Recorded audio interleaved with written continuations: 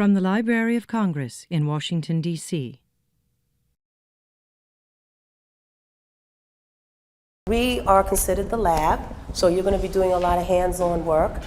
Okay, this group here, we're going to be focused on finding the different incidences of our draft riot lesson on a current map of today.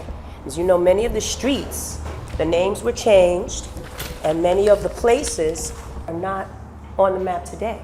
So you're going to do some investigation at this table, and you're going to be using your magnifying glasses. Maybe you need them to see some of the smaller detail in some of the maps.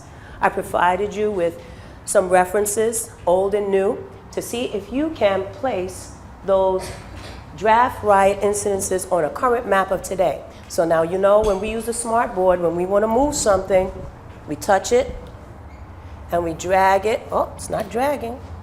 Touch it and we drag it over to wherever we think the area is. Now, when the people made this map, they knew what they were doing when they had all the special places in red, because the red shows up. So that we can tell the difference between our places and their places, what I'm going to have you do is bring the incident to where you think it belongs.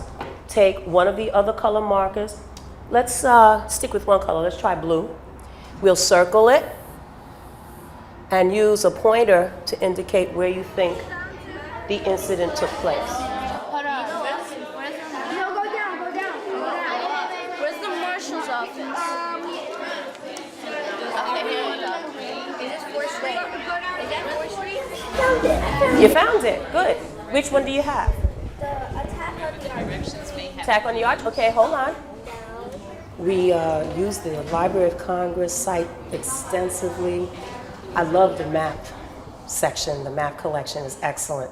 So, lots of research, lots of planning, pre-lessons, having the children introduce them to the inquiry process and getting them to understand how to look at maps and why changes occur. And just the questioning, the investigation, and having them question themselves, reflecting upon their learning, and coming away with wanting to learn more. So if we're prepared and we come in and we're excited about the topic, we're loaded and ready to go, the children are always interested and excited, and they're ready to perform. They really get into it. Okay, now let's look at your last.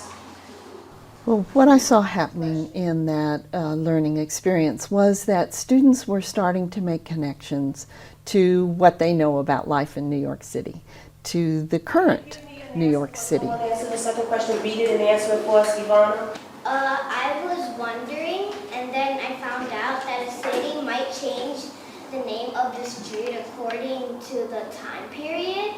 Okay. And I have an example of Vanderwater.